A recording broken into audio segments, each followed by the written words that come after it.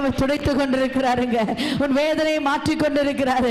கடந்த மாதத்தில் பட்ட கஷ்டங்கள் எல்லாம் இந்த மாதத்தில் காண போவதில்லை. எல்லாம் மாறுது. எல்லா துக்கங்கள் எல்லாம் மாறுது.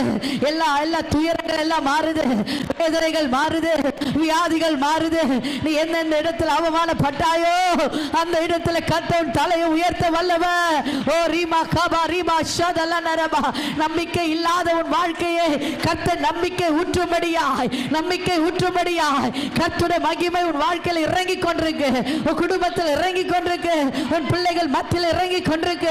ஓ கீழ்ப்படியாத பிள்ளைகள் எல்லாம் கீழ்ப்படிய கர்த்தருடைய மகிமை இறங்கி கொண்டிருக்கு. வல்லமை வல்லமை வல்லமை வல்லமை. எல்லா வியாதிகள் எல்லாம் மறையட்டும்.